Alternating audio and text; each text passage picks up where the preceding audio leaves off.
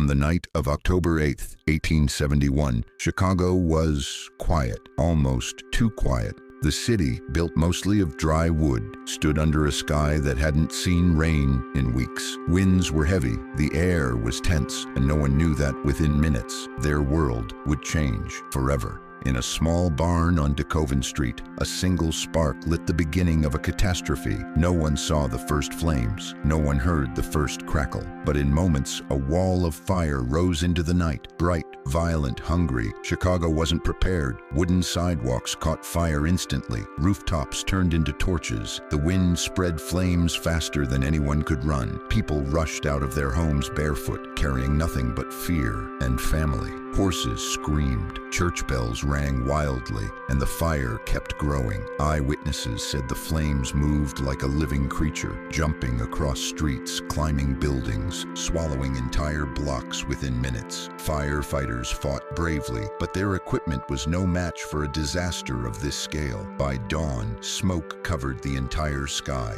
By the second night, Chicago looked like a burning ocean. More than 17,000 buildings were destroyed. Nearly 100,000 people were left homeless, and the city that once stood proud was now a field of ashes. But this isn't just a story of destruction. Out of those ashes, Chicago rebuilt, stronger, smarter, and larger than ever before. New architecture, new laws, new beginnings. What many believed was the end became the start of a new chapter in America's fastest growing city. The Great Chicago Fire wasn't just a tragedy, it was a turning point, a moment that reshaped an entire city and became a defining chapter in American history. When the fire finally died, Chicago was silent. Not a peaceful silence, a silence filled with shock, grief, and the weight of everything people had just lost. Families wandered through the ruins, searching for anything familiar, a piece of furniture, a burned photo frame, or even the outline of where their homes once stood. But the destruction was worse than anyone imagined. Streets that were once crowded with shops, carriages, and life were now nothing but blackened ground and twisted metal. And yet, even in the ruins, something unexpected began to happen. People started helping each other. Neighbors who had barely spoken shared food. Strangers guided children who were separated from their parents. Churches opened their doors, whether they survived the flames or not. Chicago wasn't just rebuilding buildings. Chicago was rebuilding hope. Relief trains arrived from across the country, from New York, Boston, St. Louis, and countless small towns that wanted to help.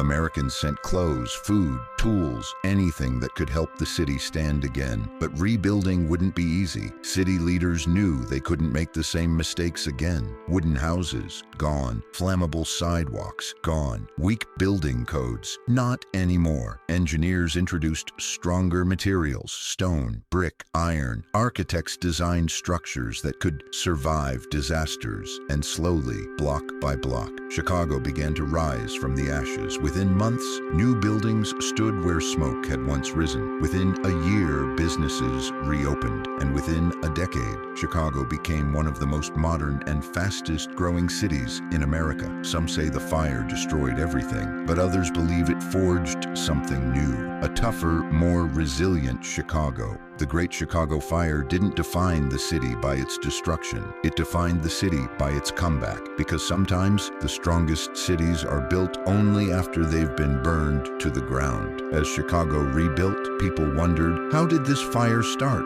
And who, if anyone, was responsible? Rumors spread faster than the flames themselves. Some blamed a cow kicking over a lantern in the O'Leary family barn. Others believed it was careless workers or even arson. But the truth? Even historians today can't say for sure. The fire didn't spread because of one mistake. It spread because the city was a ticking time bomb. Chicago was built almost entirely out of wood. Dry weather, strong winds, and a city packed tightly together created the perfect conditions for disaster. But the search for someone to blame never stopped. Reporters printed dramatic stories. People argued in taverns and meeting halls. And the O'Leary family, who had nothing to do with it, became victims of a myth that would follow them for decades. Yet while the city debated the cause, another question began to take shape. Could something like this happen again? City officials knew the answer was yes.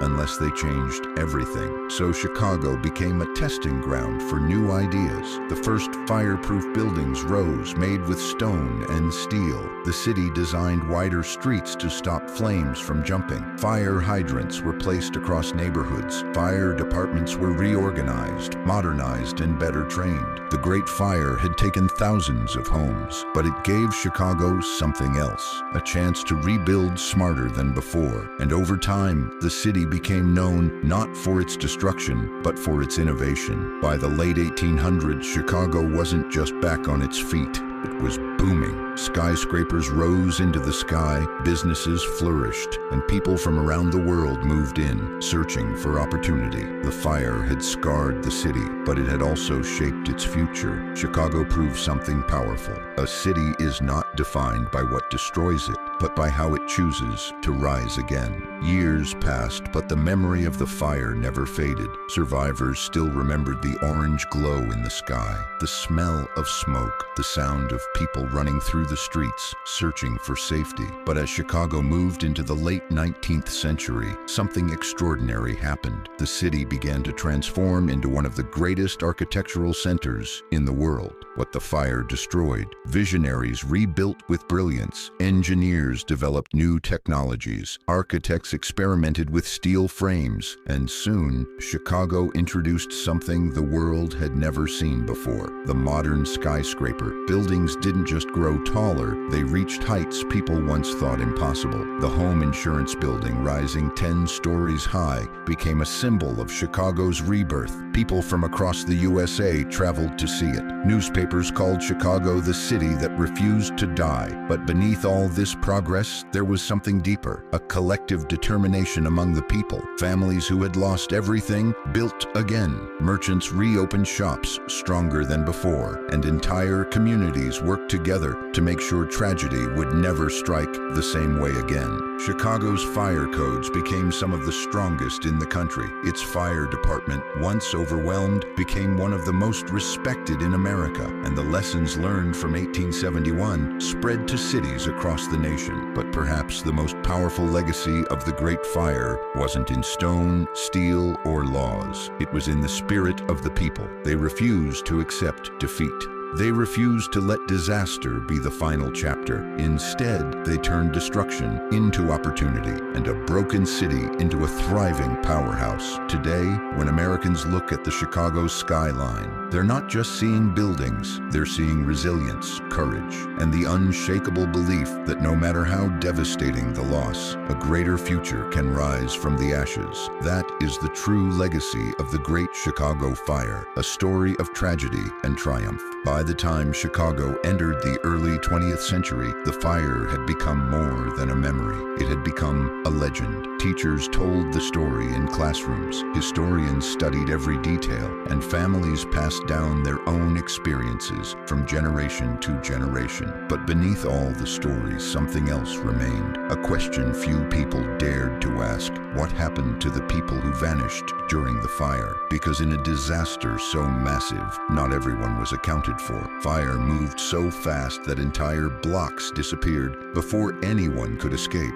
Records burned, homes turned to dust, and the intense heat erased any trace of what once stood there. There were families who never found their loved ones, workers who left home that night and never returned, children who were separated in the chaos and never located again. In fact, many believed the real death count was far higher than the official numbers told. As Chicago rebuilt, newspapers began publishing stories about the missing, lists of names, descriptions of last known sightings, photos of loved ones pinned on bulletin boards, and still no answers. Some said victims were buried under collapsed buildings. Others believed bodies were lost in the river as people tried to escape. But the truth remained lost in the ashes. Even decades later, old-timers spoke about strange findings during reconstruction: charred foundations, sealed basements, and forgotten corners of the old city where time seemed frozen. They said the fire didn't just destroy a city, it swallowed parts of its history. But one thing never changed: Chicago refused to forget. Every anniversary, the city remembered not just the flames, but the people whose stories ended that night. night, and the courage of those who rebuilt everything from nothing. The Great Chicago Fire was a story of loss, but it was also a story of the human spirit, of resilience, of a community refusing to let tragedy erase who they were. And even today, when the wind blows through the downtown streets, locals say you can almost hear echoes of the past, reminding the world of the night Chicago stood in fire and rose stronger than ever.